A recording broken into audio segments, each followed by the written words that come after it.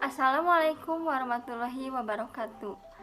Yang saya hormati Ibu Aulia Asmarani, SOS MIKOM, selaku dosen pembimbing mata kuliah komunikasi antarpersonal, dan teman-teman sekalian yang saya banggakan. Puji syukur marilah kita panjatkan kepada Allah Subhanahu wa Ta'ala, dan sholawat serta salam semoga tetap tercurahkan kepada baginda Rasulullah Shallallahu Alaihi Wasallam. Saya Wanda Fajriah selaku moderator akan membimbing jalannya presentasi ini. Adapun anggota kelompok saya yaitu Nur Hasilah, Raffi, Rima, Sylvia, dan Susiana. Adapun topik yang akan kami bicarakan mengenai pada presentasi kali ini yaitu tentang manfaat komunikasi antarpersonal dan urgensi kebutuhannya dalam kehidupan sehari-hari. Komunikasi interpersonal merupakan salah satu konteks komunikasi terhadap perasaan, gagasan, emosi, dan juga informasi dengan cara tatap muka ataupun tidak, serta secara verbal ataupun non-verbal. Manfaat komunikasi interpersonal yaitu memberi dan menerima informasi, mempengaruhi sikap dan perilaku orang lain, membangun dan mempertahankan hubungan, mengekspresikan kebutuhan pribadi dan pahami kebutuhan orang lain, serta membuat keputusan dan menyelesaikan masalah. Adapun urgent kebutuhan manusia dalam konsep teori hierarki kebutuhan menurut Maslow, pertama, pemenuhan kebutuhan fisiologis. Kebutuhan fisiologis adalah kebutuhan yang paling dasar bagi setiap manusia untuk bertahan hidup.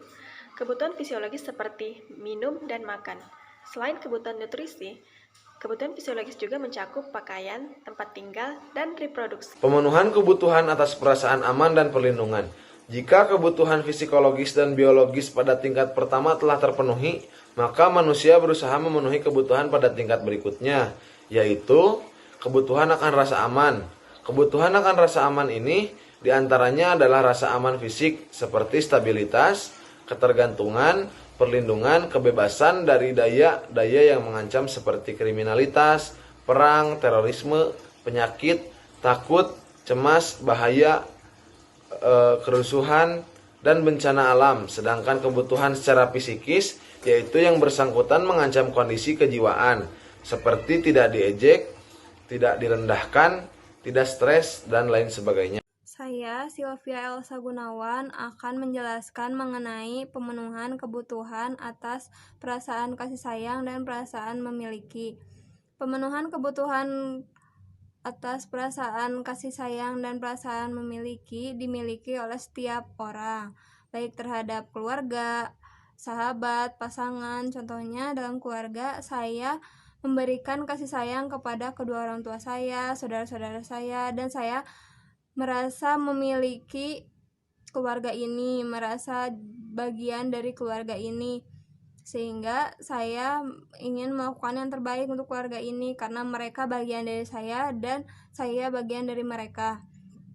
Yang kedua, saya akan menjelaskan mengenai pemenuhan kebutuhan atas kehormatan.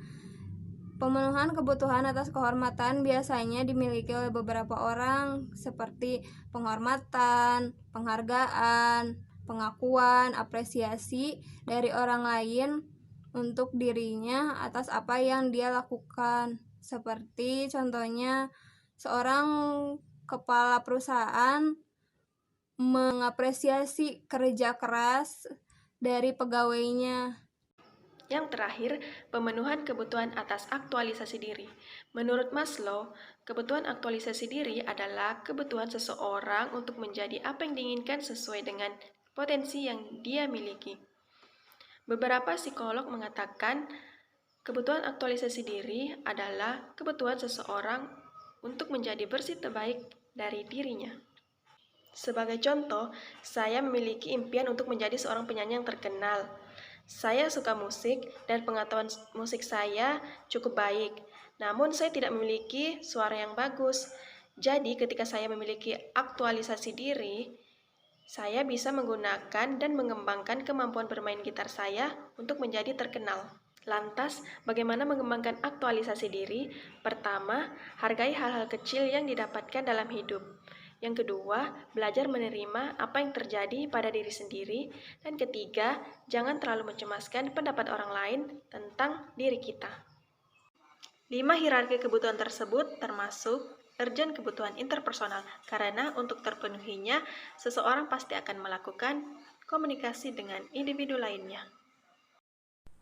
William Skach tentang orientasi relasi personal. VIRO, kepanjangan dari Fundamental Interpersonal Relationship Orientation, menjelaskan tentang mengapa sih tiap individu bertindak secara tertentu terhadap orang lain. Dan menurut William Skach itu ada 3 kebutuhan yang dimiliki oleh manusia. Saya Nur Hasila. Kebutuhan inklusi. Kebutuhan inklusi adalah rasa ikut saling memiliki dalam hubungan antar individu.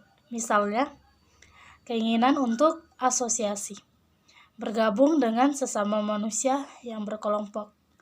Dan kebutuhan kontrol. Kebutuhan kontrol adalah kebutuhan untuk mengadakan serta mempertahankan komunikasi yang memuaskan dengan orang lain berhubungan dengan kontrol dan kekuasaan. Kemudian yang ketiga, yang terakhir, ada kebutuhan afeksi. Adalah kebutuhan untuk mempertahankan hubungan yang baik dengan orang lain dan memiliki perasaan kasih sayang di dalamnya. Demikian tadi presentasi kelompok kami. Mari kita mengucapkan hamdalah, alhamdulillah. Saya sebagai moderator memohon maaf apabila ada kesalahan. Wassalamualaikum warahmatullahi wabarakatuh.